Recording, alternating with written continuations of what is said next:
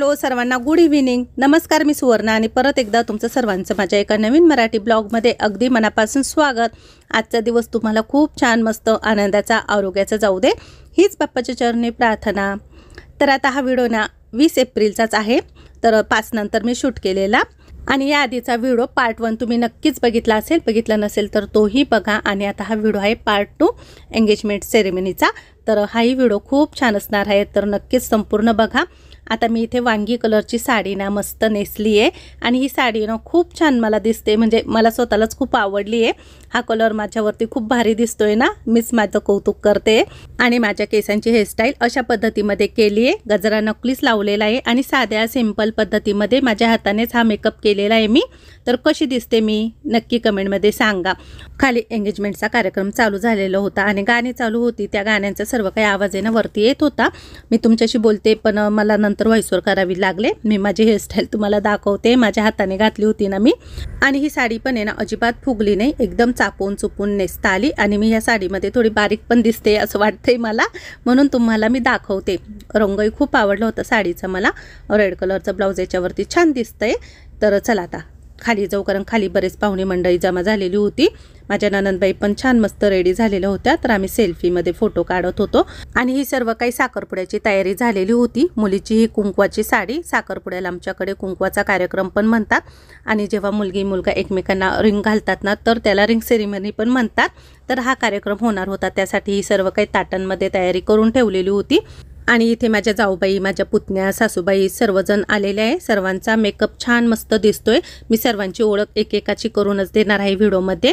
तर चला आता आम्ही सर्वांनी हातांमध्ये ना सर्व वस्तू घेतलेल्या आहेत, ताटं घेतलेली भरलेली होती ती. आणि आता हे सर्व साहित्य आहे ना छोटीशी मिरवणूक काढून वाजत गाजत स्टेजपर्यंत घेऊन जायचं असतं नवरीसाठी. तर आता आम्ही सर्वजण इथे बाहेर आलेलो आहे, तयारी झालेली आहे आमची. आणि आज आहे ना बसमध्ये बरेच आमची फॅमिली नाही आहे, कारण माझी सासरकडची अजून काही फॅमिली येणार आहे, पण ती उद्याच्या बसमध्ये येणार आहे. तर त्यामुळे ना तुम्हाला इथे जरा काही कमी दिसत आहे. माझ्या काही दीर, जाऊबाई, सासूबाई त्या अजून यायच्या बाकीचे, तर त्या उद्या दिसतील तुम्हाला. आता आम्ही सर्वजण इथे उभे आहोत, तर मी तुम्हाला ओळख करून देते. माझ्या उजव्या हाती ना माझ्या दोन्ही ननंदबाई आहेत, तर माझ्या डाव्या हाताला माझ्या सासूबाई आहे, ग्रीन कलरची साडी घातलेल्या. सर्वात लहान सासूबाई त्या येलो कलरची साडी घातली, त्या पण माझ्या ननंदबाई आहे. आकाशी रंगाची साडी घातलेली ना काठपदराची, तर ती माझी जाऊबाई मनीषा. आणि तिच्या शेजारी सविता, ती पण माझी जाऊबाई आहे. तर आम्ही सर्वजण चाललो आहे आता, आणि तुम्ही पण व्हिडिओमधून आमच्यासोबत चला. तर व्हिडिओ स्किप न करता मस्त एन्जॉय घ्या.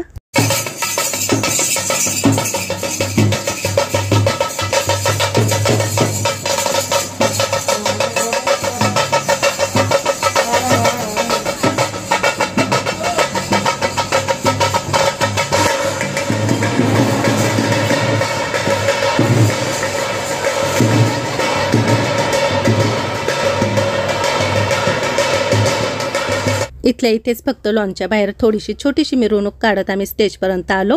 जास्त काही कुठे लांब जावं लागलं नाही, फक्त 5 मिनिटातच आम्ही इथे आलो. आणि सर्व साहित्य जे काही आणलेलं होतं एंगेजमेंटचं ते सर्व इथे ठेवलं. ब्राह्मण पण आलेले होते.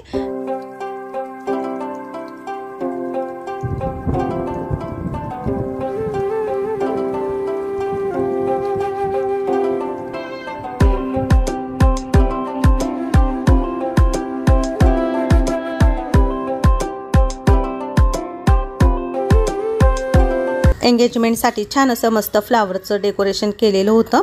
आणि कार्यक्रमाला आता 5 मिनिटात सुरुवातच होणार होती. मुलगी पण आलेली होती. मुलीचं नाव तेजश्री. तेजश्रीचं MBA झालेलं आहे आणि ती मुंबईमध्ये एका चांगल्या बँकेमध्ये मॅनेजर म्हणून जॉब करते. तर ती पण आलेली होती. तिची साडी पण छान दिसते तिला. तिची पूजाविधी झाल्यानंतर मग ती निघून गेली साडी चेंज करायला. आणि आता मुलाचा पूजाविधी या ठिकाणी होईल, तर त्यासाठी मुलीचे आईवडील इथे बसलेले आहे. तर मुलाचं नाव पण प्रवीण आहे आणि त्यांचं शिक्षण पण BA मेकॅनिकलचं झालेलं आहे, तर ते पण पुण्याला जॉब करतात.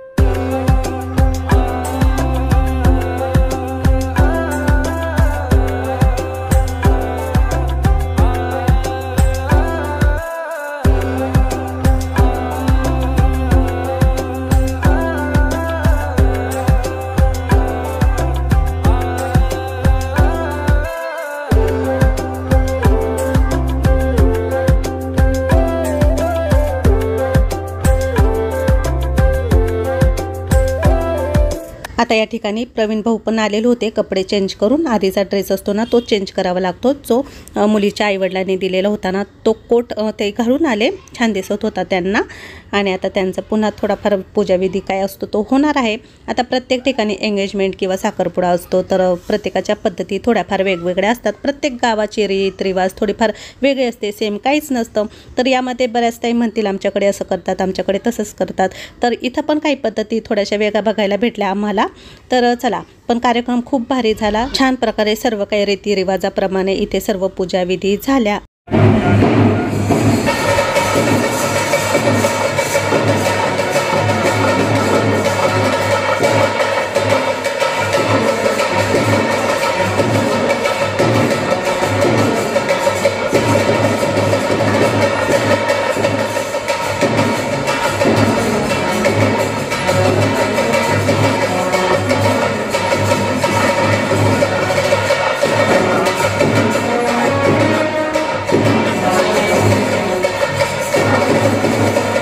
साखरपुड्याच्या कार्यक्रमामध्ये मुला-मुलीला जे नवीन वस्त्र किंवा काही वस्तू असतात त्या एकमेकांना देण्यात येतात. ते घातल्यानंतर ते पुन्हा येतात, पुन्हा त्यांच्या पूजाविधीत जो काही कार्यक्रम असतो तो होतो.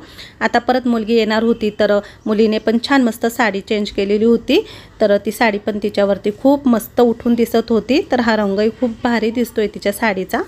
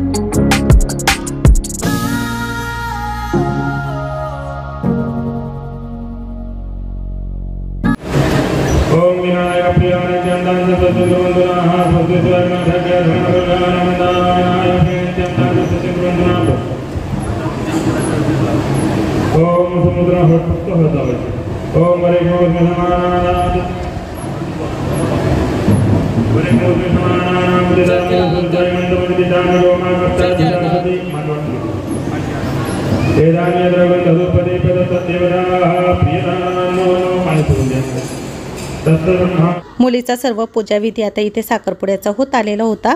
सर्वात शेवटी आता ओटी भरण्याचा कार्यक्रम होणार होता. तर माझी लहाने सासू सासरे बसले होते पूजेसाठी. सासूबाईंनी ओटी भरली आणि त्यानंतर आता 5 सुवासिनींना बोलवलेलं होतं ओटी भरण्यासाठी इथे. तर सर्वजण आता आम्ही इथे स्टेजवरती आलेलो आहे. माझ्यासोबत माझ्या जाऊबाई आणि ननंदबाई त्या सर्वजण आलेल्या होत्या. तर आता मुलीची ओटी भरायचा कार्यक्रम आता इथे सुरू होईल.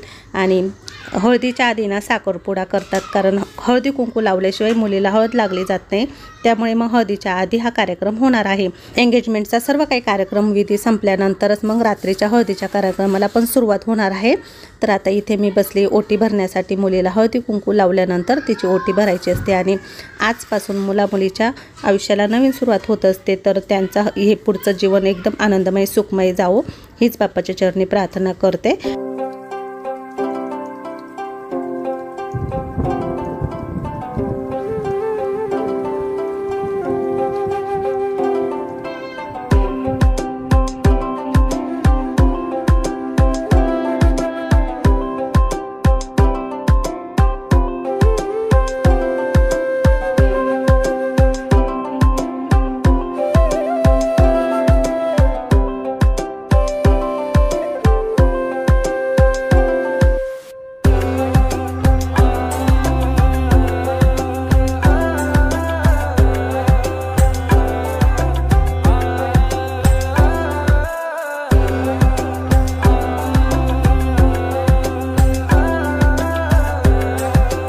मुलीची ओटी भरल्यानंतर आता इथे रिंग सेरेमनीच्या कार्यक्रमाला सुरुवातच होणार होती. तर मुलाची आणि मुलीची दोघांच्या पण अंगठीना इथे ठेवलेल्या होत्या आणि अंगठी ठेवण्याचं स्टँड जे काही डेकोरेशन केलेलं होतं ना ते पण खूप छान पद्धतीमध्ये होतं.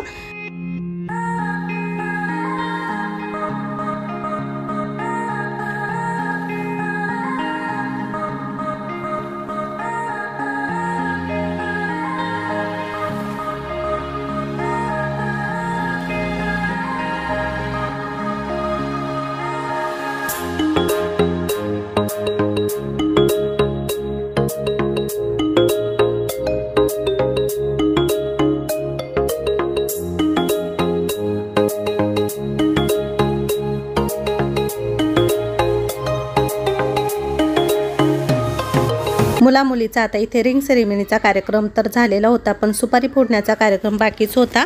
सुपारी फोडण्यासाठी इथे मुलीचा मामा आणि मुलाचा मामा हे दोघं पण लागतात, तर त्यांच्याच हातून सुपारी फोडली जाते।